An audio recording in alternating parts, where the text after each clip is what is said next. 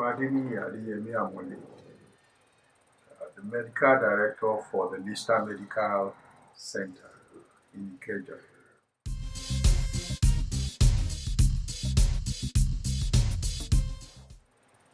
I think to heighten the fact that malaria is a very important disease affecting a large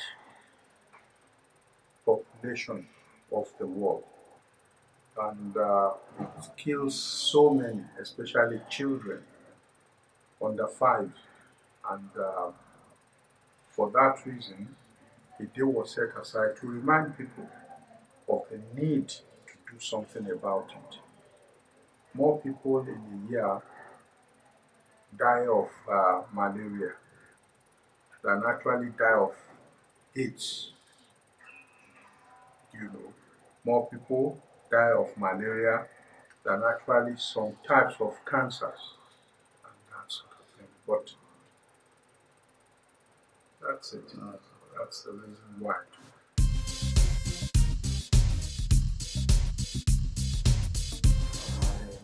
Malaria is a protozoan disease. That is, it's caused by protozoa, and they all belong to the Plasmodium species. You have various types of them. You have the Malaria vivax, ovale, you have the falciparum, and then there is one other one which I cannot call to mind now. And it's but the most common one, 90%, we have here is Malaria falciparum.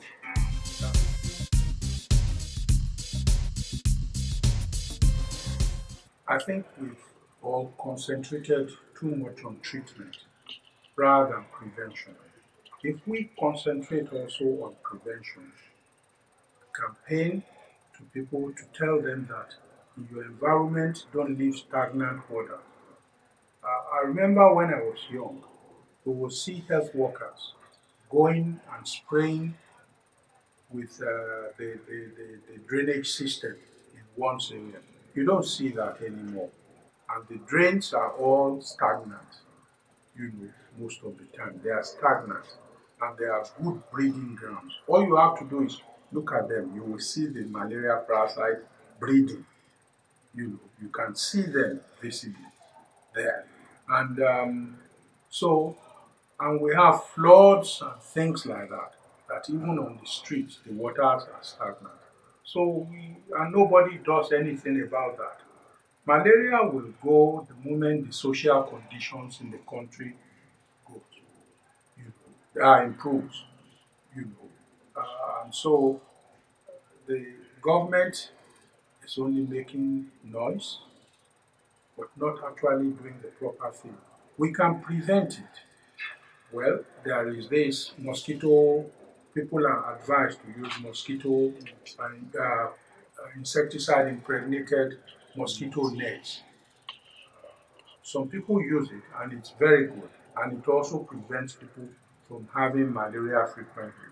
But at the same time, due to the lack of electricity, many people find it difficult because they say they feel hot, they are sweating and everything, and it increases their discomfort when they use net. So sometimes I've even seen people will have nets, but they will not use them at night because of the heat. And therefore, find that they still get malaria fever. But the nets do quite a lot in preventing malaria.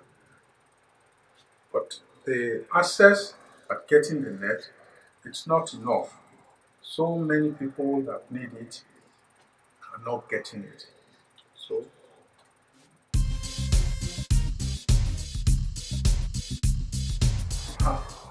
I'm primarily a surgeon, and so truly I have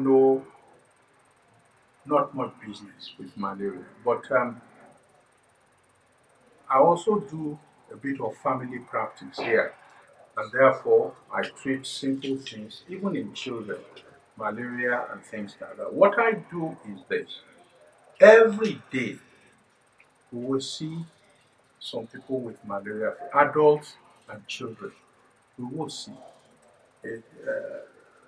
Uh, Sometimes we try to, most of the time, we do blood tests to confirm that it's actually malaria because there are other things which will cause fever, and the symptoms of malaria can be the same as that of, say, some viral infections. That's it.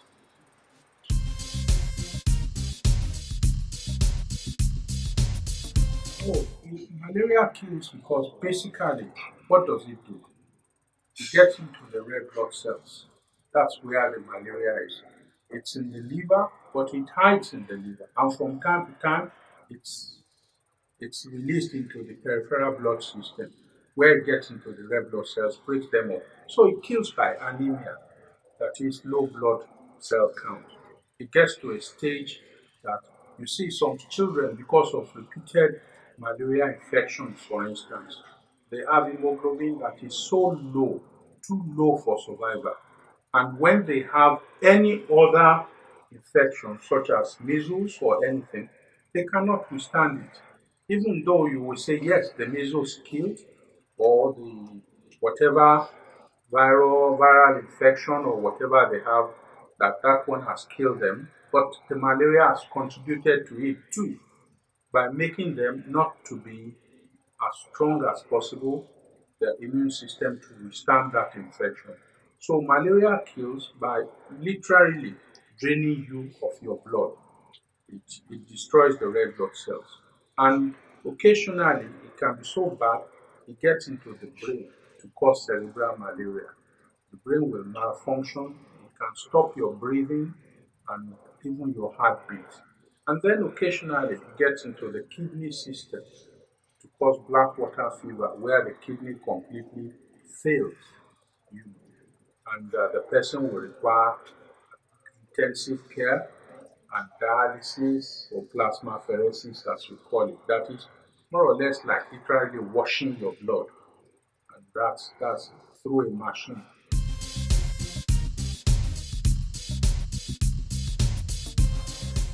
I believe that people should have access to over-the-counter drug for malaria fever, but they should be told that if you do not get better within 2 days, the the experience is this, that by the time you get halfway through the course of malaria treatment and it's truly malaria, you feel well.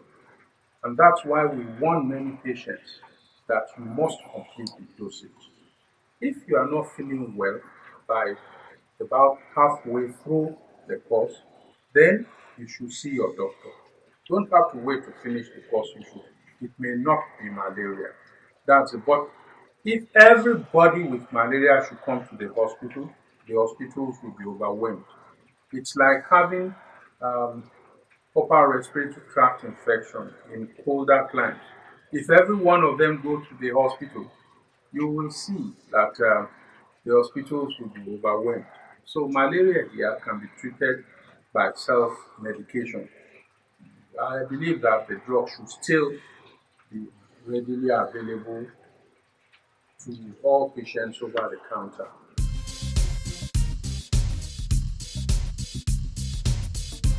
Well, um, we who live in endemic areas, we should not be taking preventative drugs for malaria.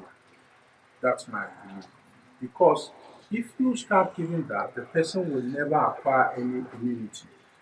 There is no full immunity to malaria, but you can develop semi-immunity such that the worst part of it you can never develop. That is cerebral malaria and black water fever. It will just knock you down, but you will get over it. So, but people who come from areas where malaria is not endemic should be in the country, and they are here for a short while. Once they are here, they should be on preventative drugs. There are various types of them, even including doxycycline, malarone, if you have the money, and Lyrium, some mefloquine. Those are the drugs we use in preventing malaria fever. But um, for those of us who are here, the best way we can live is make sure that there is no, you don't have standing or stagnant water around in your environment. The drain that passes in front of your house, you can make sure it's clear so that the water is not stagnant, it's moving in your area. At least you do your own bit. Buckets which are all around, which you make sure that water in them is poured away at all times. Um, and then you also make sure that from time to time you may fumigate the house. You know, should you have the other thing is insecticide mosquito nets you can use, and that prevents malaria fever.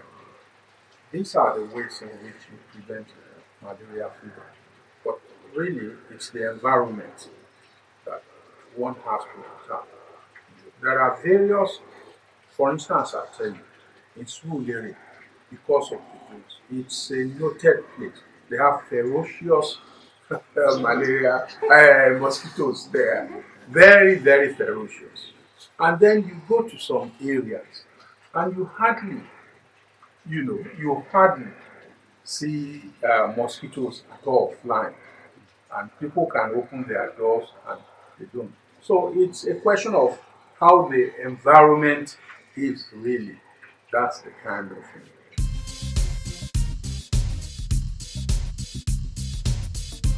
The first thing is I must commend the Bill and Melinda Gates Foundation has spent a lot of money on malaria prevention in this country, and it supports the federal government in its effort to see that they reduce the prevalence of malaria in our society. The other thing I believe is to intensify the campaign and go to those areas where malaria is actually prevalent, especially it's, it kills more in the under fives.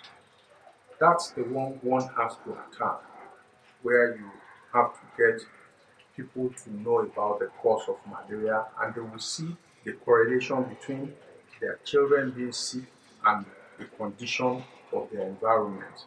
And therefore, they will say it's not just the duty of the government to come and clear their drains.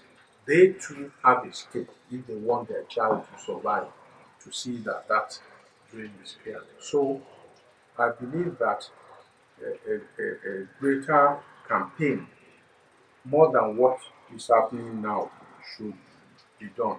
The other thing is they should bring down the cost of some of the anti-malaria.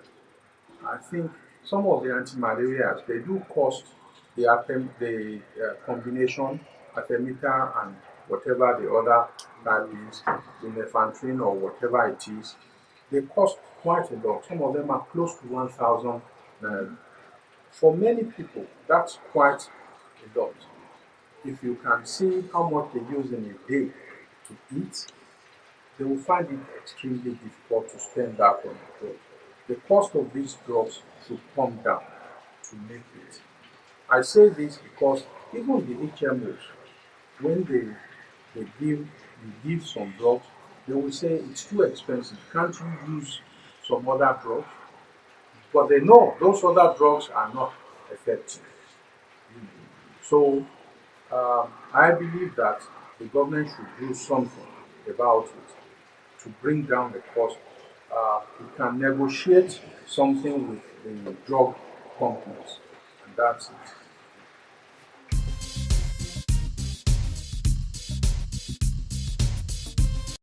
The symptoms of malaria fever are a feeling of not being well, which in medicine we call malaise. And apart from the fever, which can come and go, it will not be there all the time. It can also be to an extent that you shiver when the temperature is climbing up, and loss of appetite, the fever, general body ache. All the bones in the body they ache. Some people just say it's their back that it aches, but for some, it's all over the body they ache. And I remember as a child, the way I used to know is I would want to stay in the sun. You understand? And I enjoy the sun.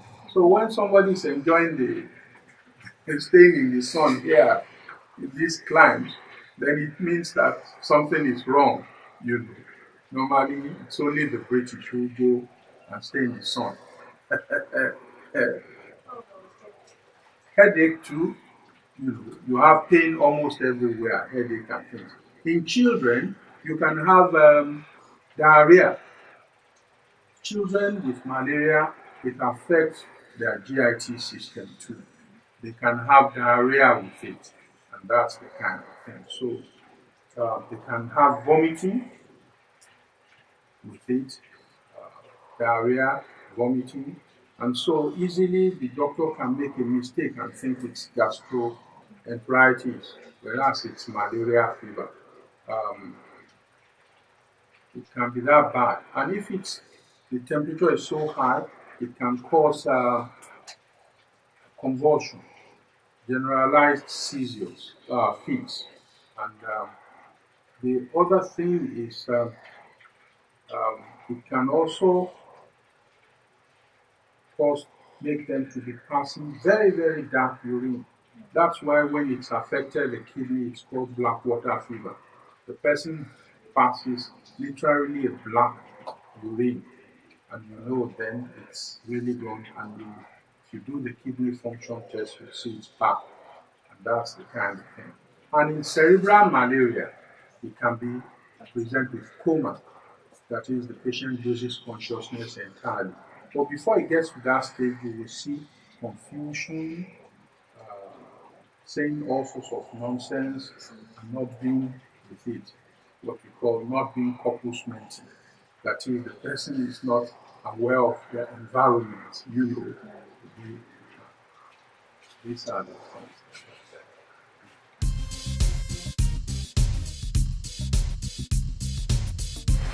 Well, the symptoms are similar, but in typhoid, really, it's never as severe when it starts as in malaria. You understand? And typhoid is an enteral fever. Really. Uh, in typhoid, the patient will be ill. Many times here we treat for malaria, the patient is not better, especially if you are sure of the drug you've used, then you start suspecting maybe it's something. Most of the time, you will not find malaria in the blood in typhoid. And for the typhoid test itself that we do, it is a totally useless test. It is completely, its specificity and its sensitivities are low. In other words, they will give you a lot of false positive and false negative. You. So we really don't rely on it. What we do is that the test for it, you take the blood test and then 2 weeks later you repeat it. If you have a fourfold increase, but why wait 2 weeks? In that 2 weeks, the patient may be dead. Therefore, one of the things you can do is the urine and the stool. At various times, it will appear. So you culture. Again, those ones will take time before you get that, and the patient will be more seriously ill. Occasionally, it leads to perforation of the intestines because it gets into the lymphoid tissue in the intestines and it affects it and it perforates it. Therefore, all of that shows that when you see a patient with typhoid and may not have fever at all, there may be no fever that the person with typhoid has. And